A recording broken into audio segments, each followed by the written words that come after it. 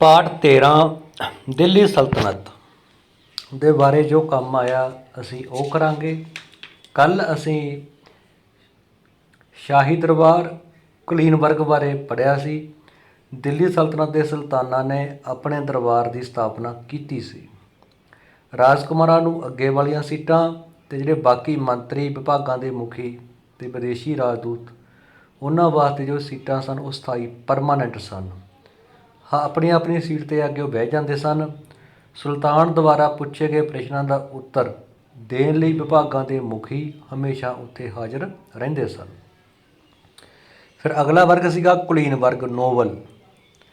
ਕਿਉਂਕਿ ਜੋ ਦਿੱਲੀ ਸਲਤਨਤ ਦਾ ਸ਼ਾਸਨ ਸੀ ਉਹ ਸਾਰਾ ਰਾਜਤੰਤਰ ਸੀ, ਨਿਰਪੱਖ ਸੀ, ਅਤੇ ਇਹਨਾਂ ਕੁਲੀਨ ਵਰਗ ਦੀ ਮਦਦ ਨਾਲ ਹੀ ਉਹ ਆਪਣਾ ਸ਼ਾਸਨ ਚਲਾਉਂਦੇ ਸਨ।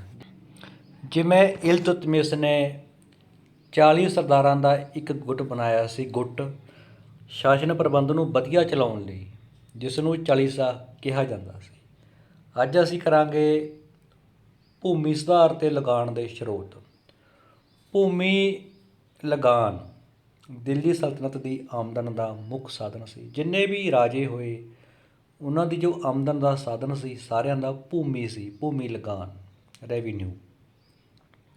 ਉਸ ਸਮੇਂ ਭੂਮੀ ਲਗਾਨ ਨਿਸ਼ਚਿਤ ਕਰਨ ਲਈ 3 ਵਿਧੀਆਂ ਪ੍ਰਚਲਿਤ ਸਨ। 3 ਵਿਧੀਆਂ ਸਨ ਇਹ: ਬਟਾਈ, ਕਨਕੂਤ ਅਤੇ ਭੂਮੀ ਦੀ ਮਿਣਤੀ ਦੇ ਆਧਾਰ 'ਤੇ। ਗਿਣਤੀ ਨਹੀਂ ਹੈਗਾ ਇੱਥੇ ਮਿਣਤੀ ਆਵੇਗਾ, ਮਿਣਤੀ। ਬਟਾਈ, ਕਨਕੂਤ ਅਤੇ ਭੂਮੀ ਦੀ ਮਿਣਤੀ ਦੇ ਆਧਾਰ 'ਤੇ। ਭੂਮੀ ਲਗਾਨ ਨਗਦੀ ਜਾਂ ਕਿਸੇ ਹੋਰ ਰੂਪ ਵਿੱਚ ਇਕੱਠਾ ਕੀਤਾ ਜਾਂਦਾ ਸੀ। ਜਿਹੜਾ ਇਹ ਭੂਮੀ ਲਗਾਨ ਸੀਗਾ, ਲੈਂਡ ਰੈਵਨਿਊ, ਚਾਹੇ ਕਿਸਾਨ ਉਹਨਾਂ ਨੂੰ ਨਗਦ ਦੇ ਦਿੰਦਾ, ਚਾਹੇ ਕਿਸੇ ਹੋਰ ਰੂਪ ਦੇ ਵਿੱਚ ਦੇ ਦਿੰਦਾ,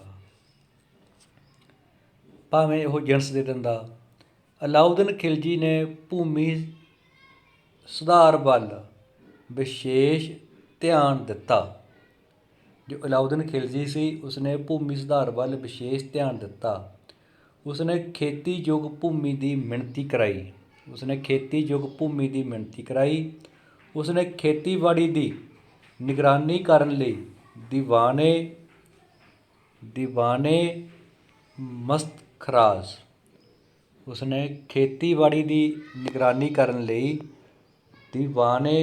ਮਸਤ-ਖਰਾਸ ਨਾਂ ਦੇ ਵਿਭਾਗ ਦੀ ਸਥਾਪਨਾ ਕੀਤੀ। ਉਸ ਸਮੇਂ ਭੂਮੀ ਲਗਾਨ ਦੀ ਦਰ ਬਹੁਤ ਉੱਚੀ ਹੁੰਦੀ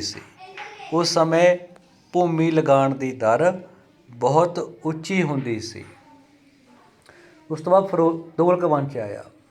ਫਿਰੋਜ਼ ਸ਼ਾਹ ਤੁਗਲਕ ਵੰਸ਼ ਦੀ ਜੋ ਨੀਂਹ ਰੱਖੀ ਸੀ ਗਿਆਸੁਦੀਨ ਤੁਗਲਕ ਨੇ। ਉਸ ਤੋਂ ਬਾਅਦ ਆਇਆ ਸੀਗਾ ਮੁਹੰਮਦ ਬਿਨ ਤੁਗਲਕ 1325 ਤੋਂ ਲੈ ਕੇ 1351 ਈਸਵੀ ਤੱਕ। ਉਸ ਤੋਂ ਬਾਅਦ ਆਇਆ ਸੀਗਾ ਫਿਰੋਜ਼ ਸ਼ਾਹ ਤੁਗਲਕ 1351 ਤੋਂ ਲੈ ਕੇ 1388 ਈਸਵੀ ਤੱਕ। ਫਿਰੋਜ਼ ਸ਼ਾਹ ਤੁਗਲਕ ਨੇ ਖੇਤੀਬਾੜੀ ਨੂੰ ਉਤਸ਼ਾਹਿਤ ਕੀਤਾ। ਜਿਸ ਤਰ੍ਹਾਂ ਅਲਾਉਦੀਨ ਖਿਲਜੀ ਨੇ ਦੀਵਾਨੇ ਮਸਤ-ਖਰਾਸ ਨਾਂ ਦੇ ਇੱਕ ਵੱਖਰੇ ਵਿਭਾਗ ਦੀ ਸਥਾਪਨਾ ਕੀਤੀ ਸੀ ਖੇਤੀਬਾੜੀ ਦੀ ਨਿਗਰਾਨੀ ਲਈ। ਇਸੇ ਤਰ੍ਹਾਂ ਫਿਰੋਜ਼ ਸ਼ਾਹ ਤੁਗਲਕ ਨੇ ਖੇਤੀਬਾੜੀ ਨੂੰ ਉਤਸ਼ਾਹ ਦਿੱਤਾ। ਉਸਨੇ ਸਿੰਜਾਈ ਲਈ ਬਹੁਤ ਸਾਰੀਆਂ ਨਹਿਰਾਂ ਦੀ ਖੁਦਵਾਈ ਕਰਾਈ। ਉਸਨੇ ਭੂਮੀ ਲਗਾਨ ਦੀ ਦਰ ਘੱਟ ਕੀਤੀ ਅਤੇ ਕਿਸਾਨਾਂ ਦੇ ਕਰਜ਼ੇ ਮਾਫ਼ ਕੀਤੇ। ਅਲਾਉਦੀਨ ਖਿਲਜੀ ਸਮੇਂ ਦਾ ਜੋ ਭੂਮੀ ਕਰ ਸੀ ਉਸਦੀ ਦਰ ਬਹੁਤ ਉੱਚੀ ਸੀ। ਲਗਭਗ ਉਹ ਤਾਂ ਅੱਧਾ ਹਿੱਸਾ 1/2 ਭੂਮੀ ਕਰ ਲੈਂਦਾ ਸੀ। ਜੋ ਅਲਾਉਦੀਨ ਖਿਲਜੀ ਸੀ, ਅਲਾਉਦੀਨ ਖਿਲਜੀ ਦਾ ਭੂਮੀ ਕਰ ਸਭ ਤੋਂ ਵੱਧ ਰਿਹਾ, ਜੋ ਕਿ ਲਗਭਗ 1/2 ਅੱਧਾ ਹਿੱਸਾ ਹੁੰਦਾ ਸੀ ਉਪਜ ਦਾ, ਸਿੱਧਾ ਹੀ ਅੱਧਾ। ਅਤੇ ਜੋ ਫਿਰੋਜ਼ ਸ਼ਾਹ ਤੁਗਲਕ ਸੀ ਉਸਨੇ ਕਿਸਾਨਾਂ ਦੇ ਕਰਜ਼ੇ ਵੀ ਮਾਫ਼ ਕੀਤੇ ਅਤੇ ਭੂਮੀ ਲਗਾਨ ਦੀ ਦਰ ਵੀ ਘੱਟ ਕੀਤੀ, ਤਾਂ ਜੋ ਕਿਸਾਨ ਖੇਤੀਬਾੜੀ ਵੱਲ ਪੂਰਾ ਧਿਆਨ ਦੇ ਸਕਣ ਅਤੇ ਉਹਨਾਂ ਦੀ ਆਪਣੀ ਆਰਥਿਕ ਹਾਲਤ ਵੀ ਸੁਧਰ ਸਕੇ। ਪਹਿਲਾ ਕੁਐਸਚਨ, ਦਿੱਲੀ ਸਲਤਨਤ ਸਮੇਂ ਭੂਮੀ ਲਗਾਨ ਨਿਸ਼ਚਿਤ ਕਰਨ ਲਈ ਪ੍ਰਚਲਿਤ ਵਿਧੀਆਂ ਦੇ ਨਾਂ ਲਿਖੋ। ਤਾਂ 3 ਪ੍ਰਚਲਿਤ ਵਿਧੀਆਂ ਸੀ, 3। ਬਟਾਈ, ਕਨਕੂਤ ਅਤੇ ਭੂਮੀ ਦੀ, ਆ ਗਿਣਤੀ ਨਹੀਂ ਹੈਗਾ, ਇਹਨੂੰ ਮਿਣਤੀ ਕਰ ਲਿਓ, ਮਿਣਤੀ, ਗੱਗੇ ਦੀ ਥਾਂ 'ਤੇ ਮੰਮਾ ਪਾ ਲਿਓ। 3 ਵਿਧੀਆਂ ਬਟਾਈ, ਕਨਕੂਤ ਅਤੇ ਭੂਮੀ ਦੀ ਮਿਣਤੀ, ਗੱਗਾ ਕੱਟ ਕੇ ਮੰਮਾ ਪਾ ਲਿਓ, ਭੂਮੀ ਦੀ ਮਿਣਤੀ 'ਤੇ ਆਧਾਰਿਤ ਸਨ। ਤਾਂ ਪਹਿਲੇ ਕੁਐਸਚਨ ਦਾ ਆਨਸਰ ਆ ਗਿਆ ਹੈ ਬਟਾਈ, ਕਨਕੂਤ ਅਤੇ ਭੂਮੀ ਦੀ ਮਿਣਤੀ, ਗੱਗਾ ਕੱਟ ਕੇ ਮੰਮਾ ਪਾ ਲਿਓ।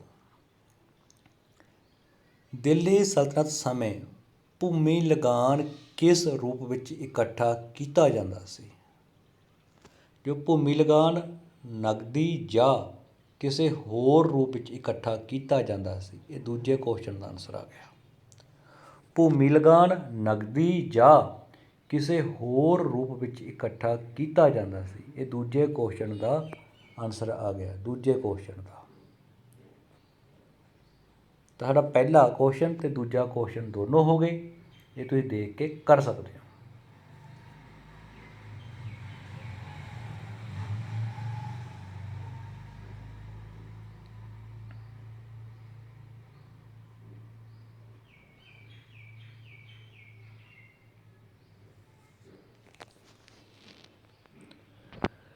ਹੇਠ ਲਿਖੇ ਪ੍ਰਸ਼ਨਾਂ ਦੇ ਸਹੀ ਵਿਕਲਪ ਚੁਣੋ। ਦਿੱਲੀ ਸਲਤਨਤ ਦੇ ਸਮੇਂ ਅਲਾਉਦੀਨ ਖਿਲਜੀ ਨੇ ਖੇਤੀਬਾੜੀ ਦੀ ਨਿਗਰਾਨੀ ਲਈ ਕਿਸ ਵਿਭਾਗ ਦੀ ਸਥਾਪਨਾ ਕੀਤੀ? ਦੀਵਾਨ-ਏ ਮਸਤ-ਖਰਾਸ, ਦੀਵਾਨ-ਏ ਮਸਤ-ਖਰਾਸ।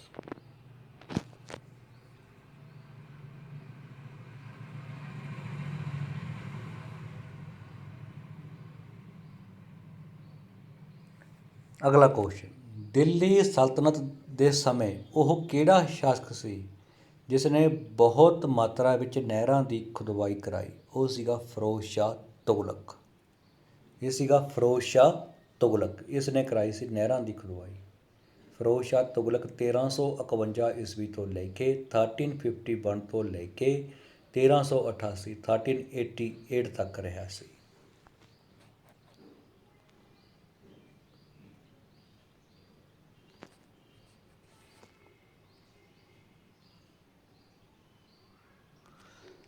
ਇਸ ਤੋਂ ਅੱਗੇ ਸਹੀ ਜਾਂ ਗਲਤ? ਦਿੱਲੀ ਸਲਤਨਤ ਦੀ ਆਮਦਨ ਦਾ ਮੁੱਖ ਸਾਧਨ ਜਜ਼ੀਆ ਸੀ। ਗਲਤ ਹੈ, ਭੂਮੀ ਲਗਾਨ ਸੀ ਜਜ਼ੀਆ ਨਹੀਂ। ਇਸ ਬਾਰੇ ਅਸੀਂ ਕੱਲ੍ਹ ਨੂੰ ਪੜ੍ਹਾਂਗੇ। ਫਿਰੋਜ਼ ਸ਼ਾਹ ਤੁਗਲਕ ਨੇ ਕਿਸਾਨਾਂ ਦੇ ਕਰਜ਼ੇ ਮਾਫ਼ ਕੀਤੇ। ਬਿਲਕੁਲ ਸਹੀ ਹੈ, ਬਿਲਕੁਲ ਸਹੀ ਹੈ। ਫਿਰੋਜ਼ ਸ਼ਾਹ ਤੁਗਲਕ ਨੇ ਕਿਸਾਨਾਂ ਦੇ ਕਰਜ਼ੇ ਵੀ ਮਾਫ਼ ਕੀਤੇ ਸਨ, ਭੂਮੀ ਲਗਾਨ ਦੀ ਦਰ ਵੀ ਘੱਟ ਕੀਤੀ ਸੀ ਅਤੇ ਉਸਨੇ ਨਹਿਰਾਂ ਵੀ ਖੁਦਵਾਈਆਂ ਸਨ।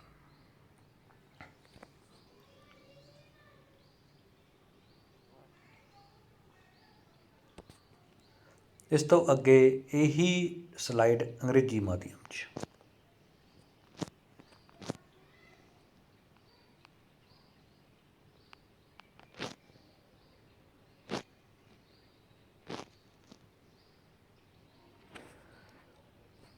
ਪਹਿਲਾ question, what the names of methods to determine land revenue during the period of Delhi ਸਲਤਨਤ? ਤਾਂ ਪਹਿਲਾ ਆਨਸਰ ਹੈ The 3 methods were batai, kankut and measurement of land. ਪਹਿਲੇ ਕੁਐਸਚਨ ਦਾ ਆਨਸਰ ਹੈ batai, kankut and measurement of land, ਭੂਮੀ ਦੀ ਮਿਣਤੀ ਦੇ ਆਧਾਰ 'ਤੇ। Second question, how did the land revenue was collect during the period of Delhi ਸਲਤਨਤ? Second, it was collected in cash or some other way. ਇਹ ਸੈਕਿੰਡ ਕੁਐਸਚਨ ਦਾ answer. It was collected in cash or by sum other ਵੇ। ਇਸ ਨੂੰ ਨਗਦੀ ਜਾਂ ਕਿਸੇ ਹੋਰ ਤਰੀਕੇ ਦੇ ਨਾਲ ਇਕੱਠਾ ਕੀਤਾ ਜਾਂਦਾ ਸੀ। ਇਹ ਸੈਕਿੰਡ ਕੁਐਸਚਨ ਦਾ ਆਨਸਰ ਹੈ। ਇਸ ਤੋਂ ਅੱਗੇ ਸਿਲੈਕਟ ਦਾ ਕਰੈਕਟ ਆਪਸ਼ਨ। ਵਿਚ department was established by Alauddin Khilji for the look after of agriculture? ਦੀਵਾਨ-ਏ ਮਸਤ-ਖਰਾਸ,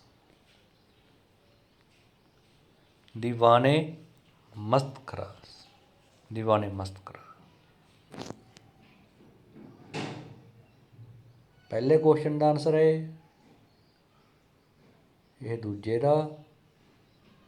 it was collected in cash or some other way.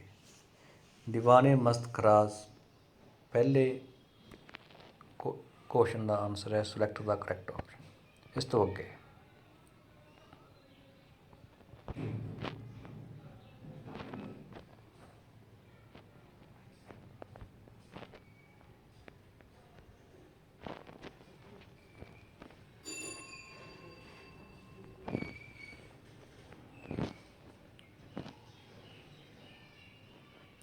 Who dug so many canals for irrigation during the period of Delhi Sultanate? Firoz Shah Tughlaq.